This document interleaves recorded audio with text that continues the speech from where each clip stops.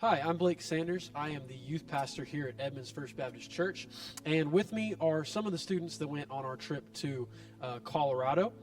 And I just want to take a moment to kind of speak with them about how this has impacted their lives and some of the highlights of their trip. So I'll start off by asking you guys, what inspired you to go on this mission trip?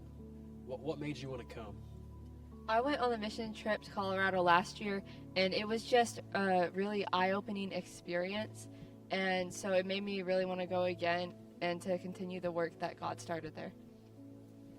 I'll say I wasn't really planning on going. I wasn't going to go. And then one of the church trailers broke, and I was going to carry luggage. And so we needed somebody to drive just a van full of luggage. And I had just turned 21,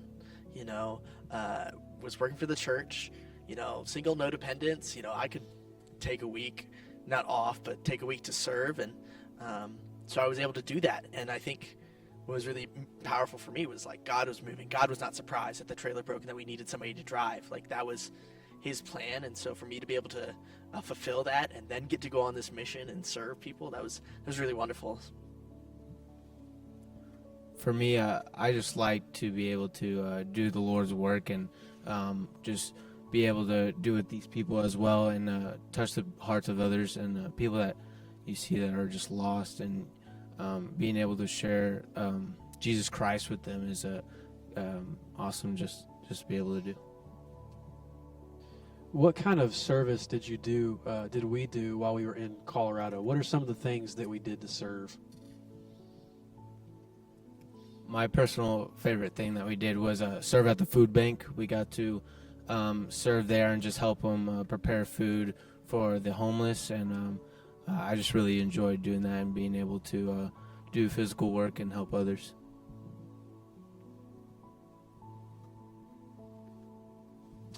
What else did we do, Sue Ellen? We also went canvassing to help out with the Livingstone Church, and I just really enjoyed doing that, getting to knock on people's doors and just saying, hey, would you like to come to church, or how can I pray for you? I really enjoyed that. Claire, do you want to touch a little bit on the Dream Center and what we did with them? Yes, we got to go around and hand out drinks to them, and just seeing their faces light up was such an amazing experience, and getting to pray over them was also very amazing.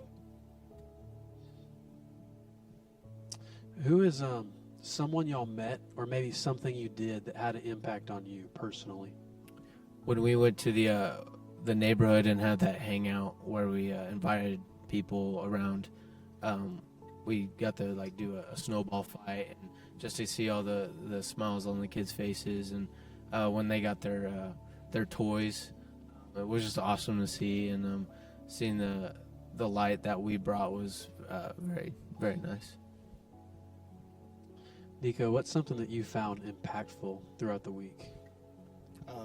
Personally, mine was when we all kind of gathered around in the room upstairs, and how we were singing, and how other people each day was teaching. I'll say for me, working with the Dream Center and meeting the guy who ran it was really impactful for me. I forget his name, but he was, just another 20-something like I am, in full-time service to the gospel and to sharing that with people in the Section 8 housing who have a lot of darkness around them and don't have a lot of light. But he, has committed his life to being, a messenger for the gospel and doing that in new and different ways that, aren't always exactly the church. And that was super cool to see that he's living that out, day in and day out. So it was cool to see somebody like me doing that. How would you say our team grew closer as a group throughout this trip? I would just say the acoustic mini worship services that we'd have in the evenings, they were just being able to hear everybody's voices, all worshiping God together as one, was just very nice and kind of refreshing in a way. And then hearing all the different people preach and everybody having their own message, but how they all were aligned so perfectly just by God and the way that He orchestrated it all. It was just really cool, and you could definitely tell that He was there and working. I enjoyed canvassing with everyone. Just being through the highs and lows with everyone gets you real connected with one another.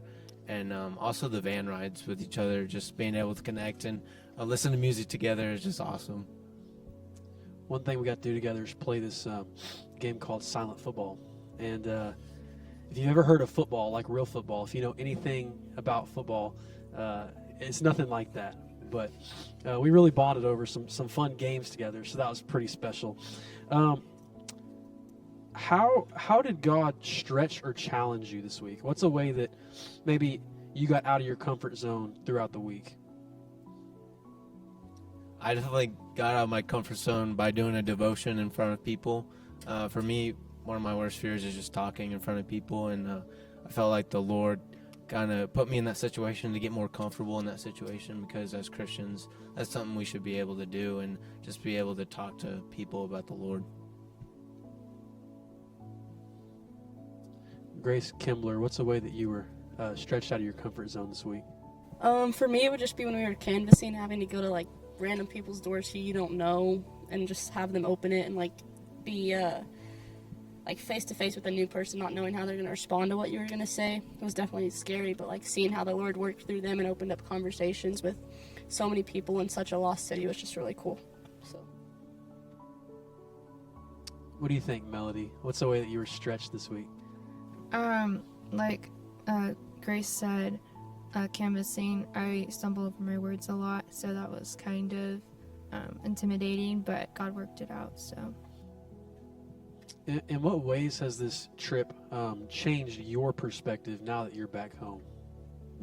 I'll say for me, like, I've been so privileged to have grown up in the church, right? My parents moved here in 03 and I was born in 04, and we haven't left, you know. And I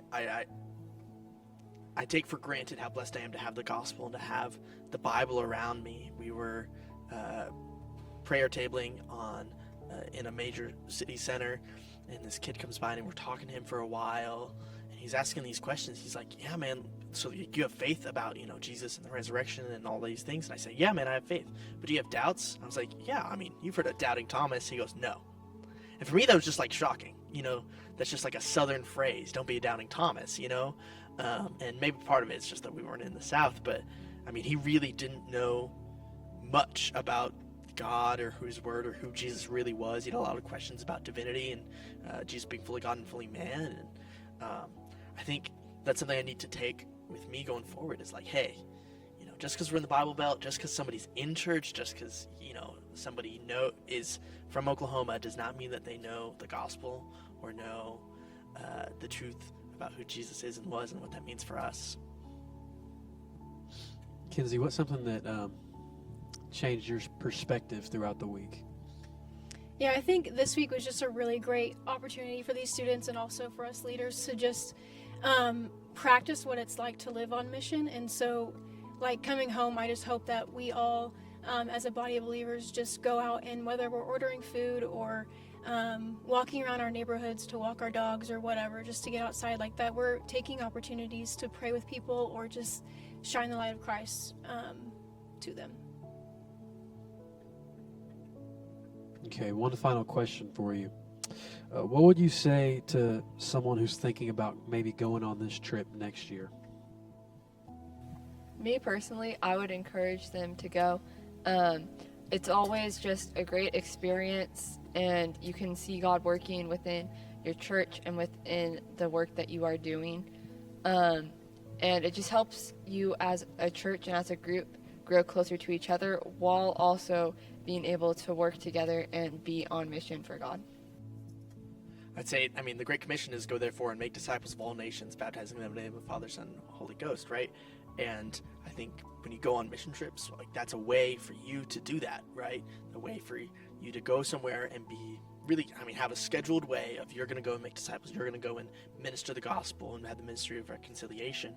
So I would say yes until God says no, right? We know that we are to go and preach the gospel, and this is a way that you can do that. So you are in no way sinful or wrong for trying to pursue that. And if it's not what God has for you, he'll shut the door and it won't happen. But it really is something God has placed on all of our hearts, and whether you do it in Colorado or whether you do it here, you do need to be on mission.